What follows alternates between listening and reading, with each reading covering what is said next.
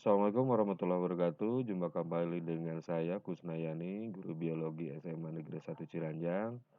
Saya berharap kalian semua tetap sehat dan bahagia. Kita lanjutkan sekarang dengan pembelahan mitosis setelah sebelumnya kita mengenal atau mengetahui beberapa istilah tentang berkaitan dengan mitosis ya. Yang pertama, di mitosis ini itu terjadi satu kali pembelahan. Nah, ini itu di sel daik-6 ke 7A dan 7B. Yang kedua, satu sel induk menjadi dua sel anak. Ini satu sel induk ya, satu sel induk menjadi dua sel anak 7A dan 7B. Kemudian set kromosomnya terjadi perubahan dari 2N menjadi 2N atau N menjadi N. Jadi ini set kromosomnya tetap tidak berubah. Misalnya di nomor 2 kan ada 4 kromosom ini, maaf ya, kromosom D seharusnya warna biru ini. Saya lupa mewarnai ya. Nah, kemudian set kromosomnya tidak mengalami perubahan ya. Dan sifat sel induk dengan sel anaknya itu sama. Jadi di LKS itu kalau tidak salah ada merah itu menunjukkan sifat berani, kuning bimbang, hijau sabar, dan biru romantis. Nah, itu kalau sifat sel induk adalah berani, bimbang, sabar, dan romantis nomor 2 ya. Maka sifat sel anak juga itu memiliki sifat yang sama dengan sel induknya ya. Berani, bimbang, sabar, dan romantis ya. Kemudian fase-fase dari mitosis ini diawali dengan interfase. Interfase itu ada G1, ada S, dan G2.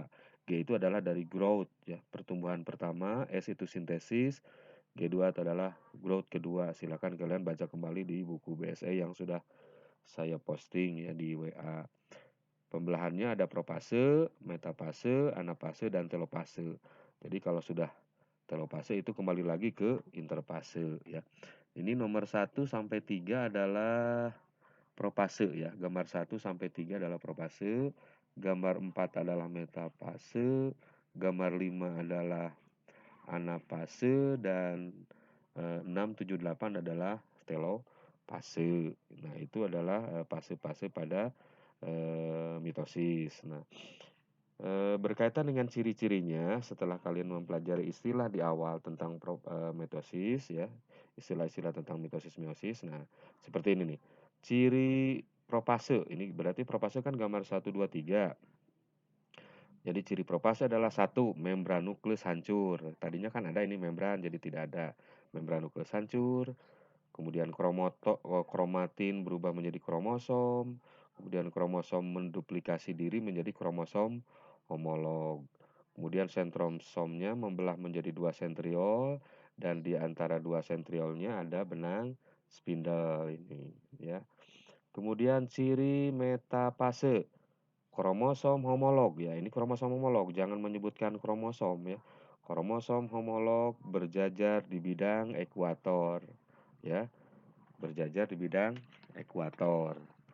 Dan kedua sentriol berada di kutub yang berlawanan ya, berada di kutub yang berlawanan.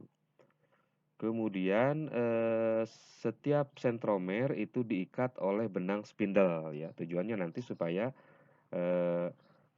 benang supaya si kromosomnya nanti akan memisah ya ke kutub yang berbeda. Kemudian ciri nomor 5 adalah anafase. Anafase, pasangan kromosom homolog itu bergerak ke kutub yang berlawanan, ditariknya oleh benang spindle yang ini. Jadi kromosom homolog berpisah dari pasangannya, ditarik oleh benang spindle menuju kutub yang berlawanan. Kemudian telopase, nah yang ini nomor 6 dan 7 AB ya. Sudah mulai terbentuk sitokinesis ya, pembelahan sitoplasma. Ini ada bagian saya warna hitam, itu artinya sel akan membelah. Kemudian kromosom itu sudah berkumpul di kutub berlawanan. Selanjutnya sel membelah menjadi 2 ya, 7A dan 7B. Terbentuk kembali membran nukleus, dan terbentuk kembali sentrosom. Nah, nanti kalau sudah menjadi 7A dan 7B, kembali lagi ke interfase, yaitu mengalami tahap G1, S, G2, dan seterusnya. Jadi, mitosis ini pembelahannya adalah siklus ya. Siklus terjadi pada makhluk hidup sampai makhluk hidup itu mati ya atau meninggal. Maka sebelum mati atau meninggal, proses mitosis ini akan terjadi ya. Demikian proses atau penjelasan mengenai pembelahan sel mitosis pada makhluk hidup. Terima kasih. Assalamualaikum.